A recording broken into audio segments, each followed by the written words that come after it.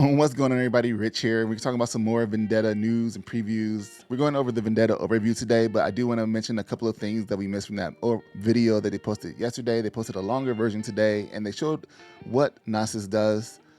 His empowered is when you conquer, you score a point. And then they showed a battlefield when they played him to that battlefield. And the battlefield says, I believe, each spell that chooses one or more units here that are friendly to it costs a power less. And this is called the Sandswept Tomb.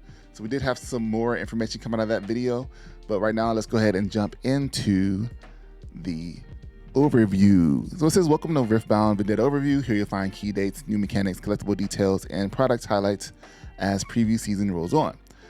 It's not going to go too much into like exactly how Empower and Burn and stuff works, but it does give you like a little bit of an idea. So Riftbound's first set is all about rivalry, clashes between former friends, immortal enemies, and members of the same family. When you choose a legend in Vendetta, you are stepping into a conflict that was here before you and will persist long after your game ends, and you'll be all the stronger for having taken part in it. Because rivalries challenge us and force us to grow, after all, there is no Shin without Zed, or no Mel without Mbessa. It's the conflict that makes you legendary. This is the dev video. It's a lot longer, a lot of cool things in there, kind of funny. I'll have a link for that in the description if you don't know where to find it. So we have our key dates where our previews are from the 16th to the 18th. So we got a couple of weeks of those. The pre-rift is going to be on the 24th when it starts, and then release is going to be on the 31st of July for English and Chinese, and then October 23rd for French, as they're just getting their sets this month, I believe, for Origins and Spirit Forged and all that stuff. So it's going into the new sets and the new mechanics. We have Flow. Flow lets you play cards from your trash instead of from your hand. It was inspired by League champs who use energy and captures the faster recovery and reuse of abilities that they display. So this is not just going to be in purple. They're showing a green card here. Twilight Shroud, give a friendly unit +1 this turn. It can't be chosen by enemy spells and ability this turn. And then you can play 2 for its full cost to play it from your trash. Again, we see the symbol here, and I'm guessing this is gonna have to deal with flow symbol. So you have just like an easy look to see what it is. I make problems disappear. Akali, we've seen this art somewhere else also. So this is what this is. It's pretty cool. We don't know if it's gonna be on any spells with reaction speed or anything like that, but right now, or what kind of speed it acts as. So I'm guessing it's just whatever the card is, but we'll find out more details when we get the updated rules and stuff. Burn sends cards from a main deck to the trash. Some cards burn your own deck to fuel synergies, while others attack your opponents directly, which means we are going to see cards that attack your opponents directly in here. They already kind of gave that hint that we will be burning our opponent's deck, which is great. It's something I want to do. I've got some invert timelines coming. I'm pretty excited to burn some decks or have my deck burned and cry. So this one is Shadow Order Disciple. When I move, you may burn 1 to give me +1 might this turn. To burn 1, put the top card of your main deck into your trash. Recipients of a terrifying education. So what's cool about this is that you'll be able to like burn each other's decks, but of course you'll have cards that allow you to put the cards back into your deck. So I wonder if burn will just be on purple, because right now we're just seeing these on the purple cards, but maybe it'll also be on some other colors as well. Kind of interested to see if we'll have some blue burns as well. Empower. Cards with Empower on them have the potential to gain new abilities once they're in play, often after paying a cost. This allows you to get a card on the board one turn, then amplify its might or effect on another turn. Now, it does not say that you can do it on your opponent's turn. It just says on another turn. So this Punching Pearl, another card that we have a look at, says discard 1, pay the cost, empower me, use only if not empowered. And empowered, I have +1. So there's some interesting cards here where you can discard stuff. Kind of a scrap heap at this point. Maybe it'll come back, we'll see. But we do have our one dude, Chomper. You discard, play energy, play him. So that's kind of a cool combo you got going on there, and you can empower the Poro at the same time. Suffer, Hard Fist.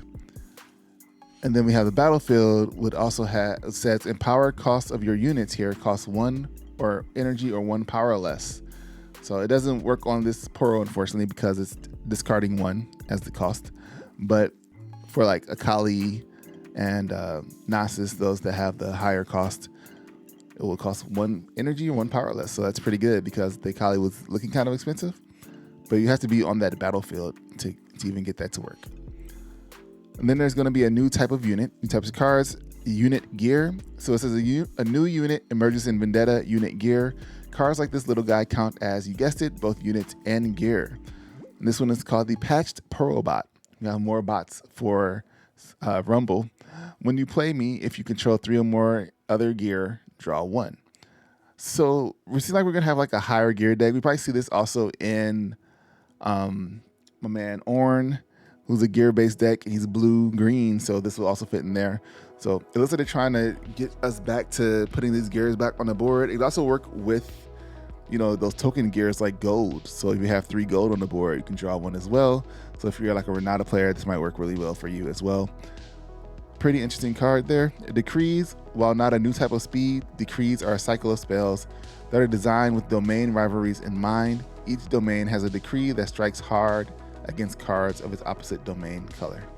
So this is going to be called the Decree of Insight. So I'm guessing each one will be like a decree of fury or might or courage or chaos, something like that, discord. So, or it might be like seal. So seal of insight, discord, the decree of chaos, discord. Decree of Discord. Reaction. Play anytime, even before spells and abilities resolve. Ignore deflects while paying this spell's cost. Give an enemy body unit -5 this turn. Forces Artless be inspired. So this is going to hit hard for all of those Volibear set decks, the Master Yi decks. That's probably why they're not really worried about those decks like that. They're like, oh, -5. We're taking care of that. No deflect cost. At any time, reaction speed is crazy. So then we want to go into collectability, booster pack rarity, distribution. Each Riftbound Vendetta booster pack contains 7 commons, 3 uncommon cards, 1 foil slot that can be a common, uncommon, rare, or epic card, 2 rare, epic, alt, special, alt, or overnumber cards, 1 token rune or alt rune slot, and 1 informational insert. Now, I was hoping they would do something with the leaders in this one. They didn't say it has its own leader slot. Hopefully we don't see a lot, because one of the slots that was always like a battlefield slot, you could always guarantee that. And then the epic slot was always taken up by like a leader.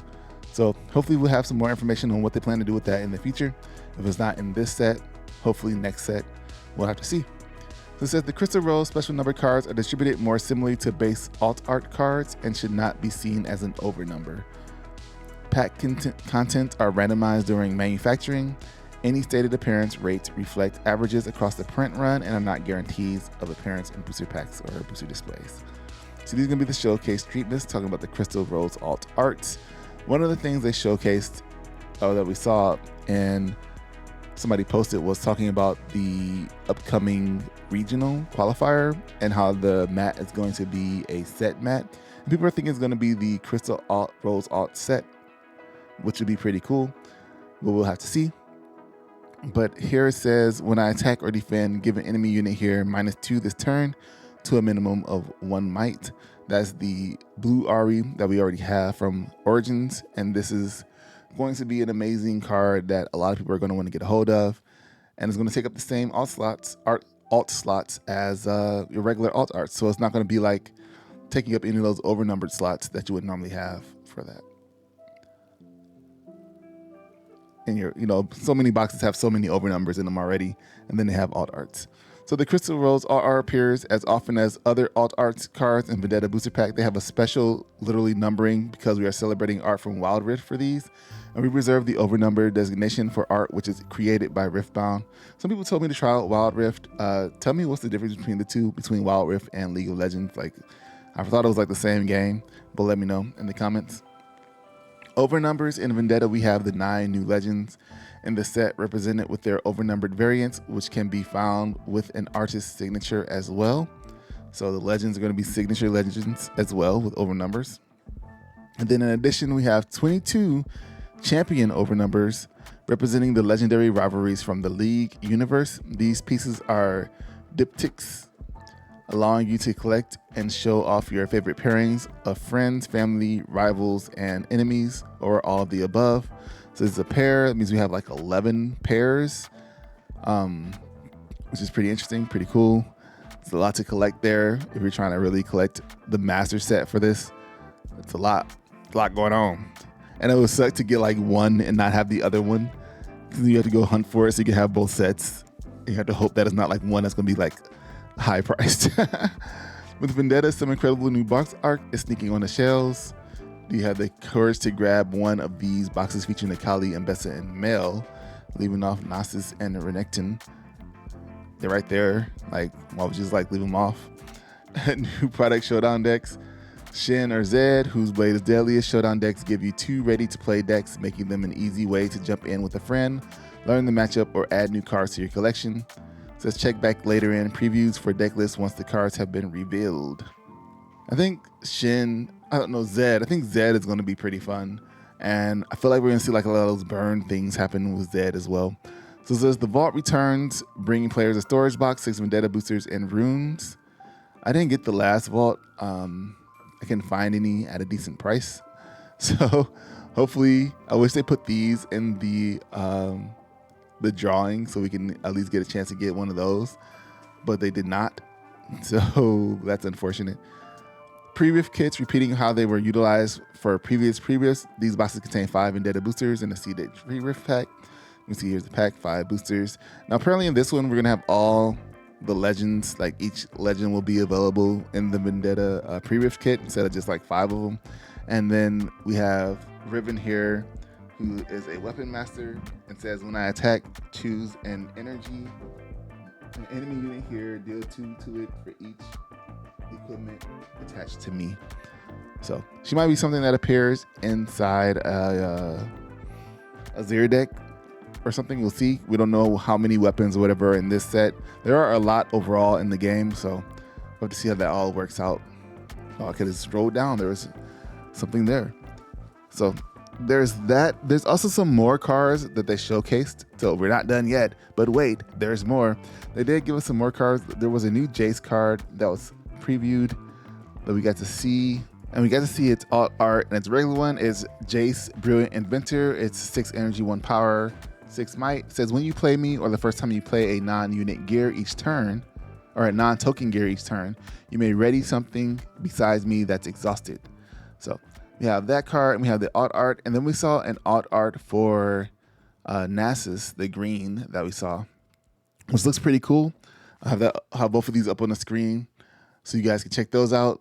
And that's all for the news for today. Tomorrow we'll have a lot of the creators and people that were selected to showcase cards, showcasing their cards, and they all have like a time slot. But hopefully by the end of the night, we'll be able to get them all together and just put them all in one video and check them out that way. But let me know what you're excited to jump into. We apparently somewhat have all of the colors. People are still kind of guessing what the other people are, but we know Mbessa is in there and Mel, and they're going to be opposites. We already know what Akali is. We have an idea what Nasus is. And we know with Jace's Calm or Mind card being here, the blue card, we know that his is going to be blue-orange. And we know that Kennen is yellow-purple. So, yeah, let me know who you're excited to jump into, just the new colors or your regular colors that they pop off. Like if you're a red-orange player or orange-yellow player, are you just going to jump into orange-yellow? Let me know in the comments. I'll see you guys in the next video, dropping more news for Riftbound. Until next time, I'll catch you guys next time.